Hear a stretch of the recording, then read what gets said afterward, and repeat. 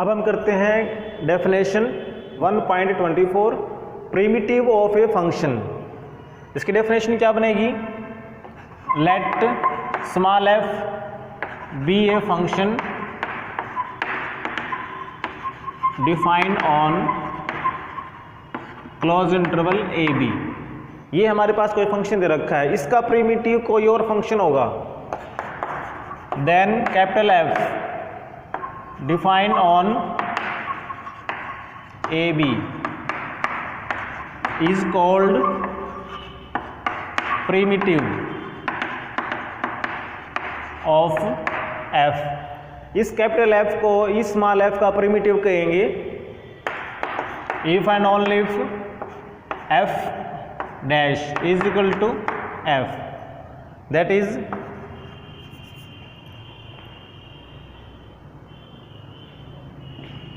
on AB, that is f dash x is equal to fx for all x belongs to AB। तो अभी जो हमने last theorem में हमने ये चीज़ प्रूव की थी कि f dash equal to f, ये कब आया था? जब हमारे पास स्मॉल f एक कॉन्टिन्यूस फंक्शन था। तो उस केस में ये जो फंक्शन बना था f जो डिफाइन किया था हमने, ये इसका प्रिमिटिव बन गया था हमारे पास। Students, now we have theorem 1.25, that is fundamental theorem of integral calculus। Statement is that if f is integrable on AB and capital F is its primitive, then integral of f dx is equal to f of b minus f of a। यानी just हमने क्या करना है कि इसका जो primitive है उस पे वैल्यू निकालनी है b की और a की, उनका डिफरेंस कर देना है, तो जो वैल्यू आएगी वो इंटीग्रल की वैल्यू आ जाएगी। तो प्रूफ देखिए, यहाँ पर हमें दे रखा है कि एक स्मॉल f इंटीग्रल है और कैपिटल F प्रिमिटिव है। तो here capital F is the primitive of f। तो therefore f dash x is equal to f x for all x belongs to A B. तो यहाँ से हमें ये पता लग रहा है कि जो कैपिटल F है वो डिफरेंशिएबल है। Therefore capital F is differentiable on AB। Therefore if P हमने पार्टीशन लिया x note x1 x2 xr minus 1 xr and xn be any partition of AB, तो then capital F is differentiable on xr minus 1 to xr, because ये इसी का एक सब interval है, तो अगर इस पे डिफरेंशिएबल है तो इस पे भी डिफरेंशिएबल होगा। For all r equal to 1 to up to n, जितने भी इंटरवल बनेंगे वो सभी के सभी इसके सब इंटरवल हैं। तो f इस पे डिफरेंशिएबल है, तो देयरफॉर अप्लाइंग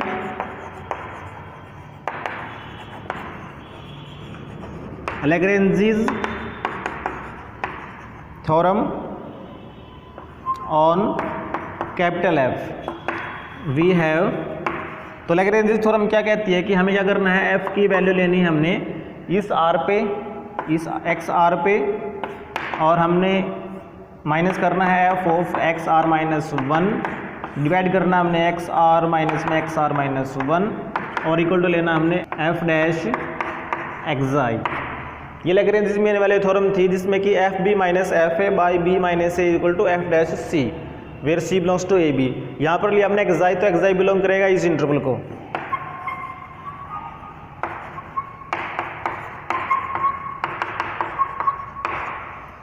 ठीक है, अब हम इसको करते हैं क्रॉस मल्टीप्लाई। तो हमारे पास आएगा ये f of x are minus में f of x are minus 1 is equal to F dash x i, और ये एक्स आर माइनस में एक्स आर माइनस 1। अब इसको यहाँ ले आते हैं, और इसमें भी देखिए जो एफ डैश है उसकी वैल्यू किसके बराबर है, स्मॉल एफ के बराबर। तो इसको लिखेंगे स्मॉल एफ एक्स आई और ये एक्स आर माइनस 1 है, इसको लिख सकते हैं हम डेल्टा आर, और ये इसको राइट में लिख देते हैं f of x are minus में f of x are minus 1। अब इसमें हम लेंगे summation, this implies summation r from 1 to n f of x i r, ये आर ओ ले लेते हैं यहाँ पर, और ये डेल्टा आर, और ये summation f of x are minus में f of x are minus 1, और r vary from 1 to n। ये इसमें आर की वैल्यू आप लिखोगे 1 तो आएगा एफ ऑफ x1, ये एफ ऑफ x0, आप 2 लोगे तो आएगा F of x2, F of x1, तो एफ ऑफ x1 कैंसिल हो जाता है, फिर ऐसे एफ x2 कैंसिल हो जाएगा, और फिर हमारे पास सिर्फ क्या बचेगा लास्ट में एफ ऑफ xn बचेगा, और ये माइनस में एफ ऑफ x0 बचेगा। अब ये जो वैल्यू थी ये तो हमारे पास है एफ ऑफ, ये था b के बराबर और ये था a के बराबर। देखिए लेफ्ट में ये रिमान सम है, अगर हम इसमें n टेंड्स टू इन्फिनिटी कर दें तो क्या हो जाएगा,